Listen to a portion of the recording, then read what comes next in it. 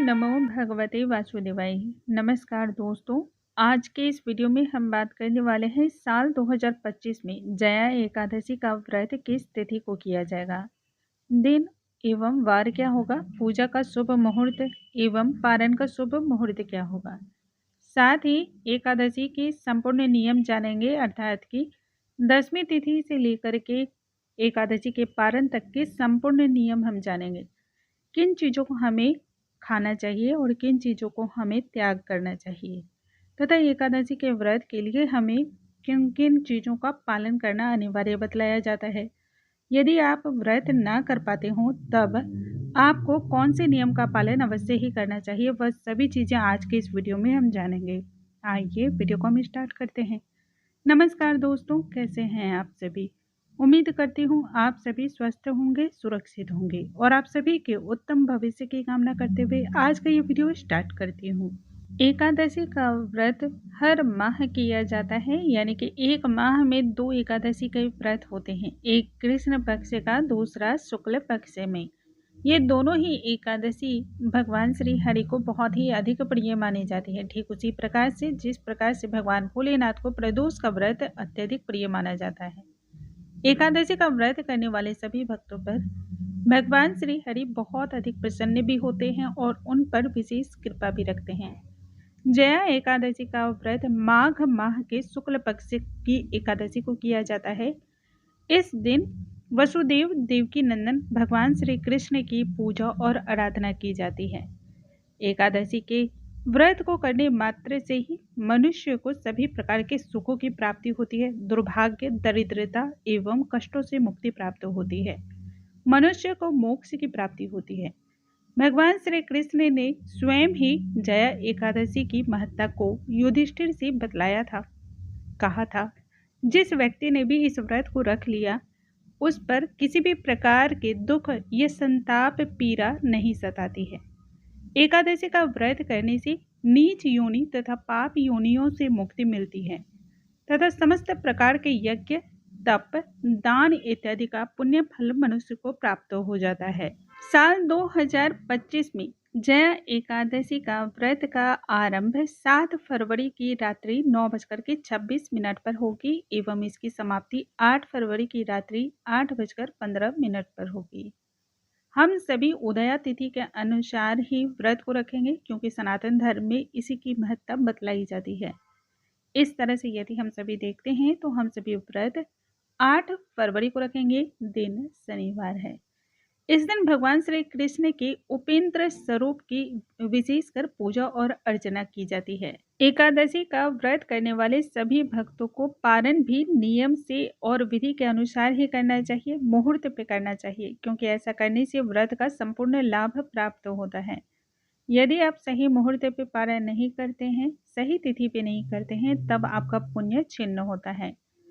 पारण हम सभी 9 फरवरी को करेंगे और समय होगा सुबह सूर्योदय होने के बाद 7:04 से लेकर 9:17 तक। एकादशी के दिन कुछ विशेष चीज़ों का हमें त्याग करना चाहिए, साथ ही साथ ये सभी चीज़ें 10वीं तिथि को भी हमें नहीं ग्रहण करनी चाहिए। इन चीज़ों से हमें दूरी बना के रखनी चाहिए। एकादशी की 10वीं तिथि से ही हमें जौ, चावल, अन्न, बैंगन, सेम की फलियां, विभिन्न प्रकार के नशीले या तामसिक पदार्थ, मांस, मदिरा, प्याज, लहसुन, तो कुछ चावल, गोभी, पालक, सलजम, गाजर, उड़द की दाल, मांस की दाल, ये सभी चीज़ों का त्याग करना चाहिए। साथ ही साथ गरम मसाला या साथ ही ऐसी हर चीज़ जो शरीर की जो प्रकृति है उसको गर्म बनाती हो या गर्म करती हो, ऐसी हर चीज़ों का त्याग करना चाहिए।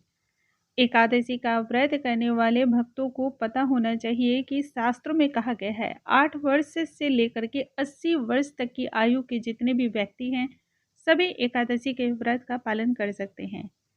एकादशी के व्रत में हम साबूदाना, बादाम, नारियल, शकरकंद, आलू, दूध, चीनी, जितने भी प्रकार के फल होते हैं जो कि ऋतु फल होते हैं उनका भी सेवन आप कर सकते हैं। व्रत करने वाले भक्तों को एकादशी का नियम एक दिन पूर्व से ही धारण करना होता है, अर्थात कि दसवीं तिथि को हमें स्नान आदि करके नित्य क्रिया से निवृत्त होना है।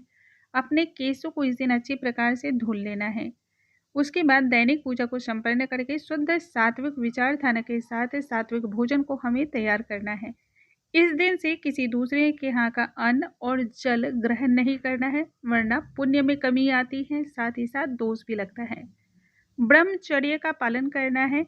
देर तक शयन करना अपराध माना गया है। इस दिन क्रोध ना करें, वाद विवाद कलेश इत्यादि से दूरी बनाई रखनी चाहिए। धर्म के आचरणों का पालन करना चाहिए। साथ ही किसी भी प्रकार के निंदा या अपमानजनक शब्दों का प्रयोग भी नहीं करना चाहिए। दसवीं तिथि को संध्या कालीन के बाद अन्न का सेवन शास्त्रों में मना किया गया है। कहते हैं अन्न किसी भी प्रकार से आपके पेट में जो है ना नहीं रहना चाहिए, इसलिए संध्या कालीन से ही अन्न मना कर दिया जाता है। यदि आपकी शारीरिक अवस्था स्वस्थ न रहती हो या फिर गर्भवती आप हो, तब ऐसे में आप दूध, दही, फल, शक्कर या फिर जूस वगैरह का आप सेवन कर सकते हैं। और लेकिन अन्न को आप बिल्कुल भी ग्रहण न करें। एकादशी के दिन सुबह ब्रह्म मुहूर्त में उठकर के स्नान इत्यादि करें। यदि ब्रह्म मुहूर्त में उठना संभव ना हो पाए, तब जितना सवेरे हो सके उतना सवेरे उठ करके स्नान इत्यादि करना चाहिए। इस दिन स्नान वाले जल में तिल और गंगा जल डाल करके स्नान करना चाहिए। यह बहुत ही शुभ माना जाता है। यदि संभव हो तो थोड़े से आंवले के चूर्ण भी डाल करके स्नान करें। ज़्यादा शुभ फल की प्राप्ति होती है, लक्ष्मी की भी प्राप्ति होती है। स्नान करते समय हर हर गंगे या माँ गंगे का स्मरण करता रहना चाहिए। इस दिन यदि संभव हो तो पीले रंग के वस्त्र को धारण करना चाहिए। भगवान श्री हरि को पीताम्बर भी कहा जाता है, इसलिए पीले रंग का विशेष महत्व होता है। अन्यथा कोई भी रंग पहन सकते हैं, लेकिन काला, नीला, भूरा, बैंगनी ये सभी रंग नहीं पहनने चाहिए। तत्पश्चात घर के मुख्य द्वार पर हल्दी से स्वास्तिक का निर्माण करें और संपूर्ण घर में गंगा जल का छिड़काव करना चाहिए। उस समय भगवान श्री हरि के मंत्रों का ध्यान करना चाहिए। देखिए, नाम जप की महिमा अनंत बतलाई जाती है, तो जितना संभव हो सके उतना नाम जप इस दिन तो अवश्य ही करना चाहिए। फिर भगवान सूर्य नारायण को जल अर्पण करें और घर के मंदिर में तिल के तेल का या फिर शुद्ध घी का एक दीपक भगवान श्री हरि के समक्ष प्रज्वलित करें। भगवान श्री हरि के समक्ष व्रत का संकल्प लें और फिर आप पूजन की प्रक्रिया को प्रारंभ करें। सबसे पहले भगवान श्री हरि को विभिन्न प्रकार से हम अभिषेक कराएंगे। जल, दूध, दही, शक्कर, पंचामृत, आंवले का रस, गन्ने का रस इत्यादि से अभिषेक कराने का अलग अलग महत्व होता है, तो यथासंभव भगवान श्री हरि को अभिषेक कराना चाहिए। फिर उन्हें वस्त्र समर्पण करें। मस्तक पर अष्टगंध चंदन का तिलक, पीला चंदन तथा तुलसी की लकड़ियों को घिस करके उसका भी चंदन बना करके उसका तिलक करना चाहिए। भगवान श्री हरि को इत्र की सेवा देनी चाहिए। ये सभी चीज़ें यदि अपने लड्डू गोपाल की सेवा ले रखी हों तो उन्हें भी आप कर सकते हैं। भोग में ऋतु फल, आंवले से बने हुए पदार्थ या मिठाइयाँ या फिर आप तिल से बने हुए पदार्थ का विशेष रूप से भोग आप इस दिन अर्पण करें। भोग जो भी आप लगाएं उसमें तुलसी का दल अवश्य रखें। याद रखें, एकादशी के दिन आपको किसी भी प्रकार से तुलसी की पत्तियों को नहीं तोड़ना है, ना ही तुलसी की मंजरियों को तोड़ना है। आप एक दिन पहले ही तोड़ कर रख सकते हैं और पुनः धो करके उसका पूजा में इस्तेमाल कर सकते हैं। धूप दीप अर्पण करें और फिर व्रत की कथा का श्रवण अवश्य ही करना चाहिए। अंत में एक छोटा सा ही लेकिन हवन अवश्य करें, इससे व्रत पूर्ण होता है। साथ ही पूजा में यदि कोई त्रुटि हो जाती है तो वह भी क्षमा होती है। हवन करने से आप जो भी हवन के माध्यम से अर्पण करते हैं वह जल्द ही भगवान के समक्ष पहुंचती है। हवन एक ऐसा माध्यम है जिसके द्वारा आपके चीज़ों को अर्पण करना और भगवान तक तत्काल ही उस चीज़ों का पहुंचना माना जाता है, इसलिए हवन अवश्य ही करें। अंत में कपूर की आप आरती करें और फिर क्षमा याचना करें। एकादशी का व्रत करने वाले सभी भक्तों को याद रखना चाहिए कि इस दिन में शयन ना करें तथा रात्रि 9 बजे से लेकर के 12 बजे तक जागरण करना और कीर्तन करना सर्वश्रेष्ठ माना जाता है। दूसरे दिन पारण से पूर्व आपको पूजा पाठ करना है और फिर भगवान श्री हरि को भोग लगाना है। भोग में आप चावल, पोहे, तिल, आंवले या फिर पंचामृत का भी भोग लगा सकते हैं। इन्हीं से आपको व्रत का पालन भी करना है। याद रखें, पारण से पूर्व आपको दान अवश्य ही देना है। किसी भी व्रत की पूर्णता तब तक नहीं मानी जाती है जब तक आपने दान ना किया हो।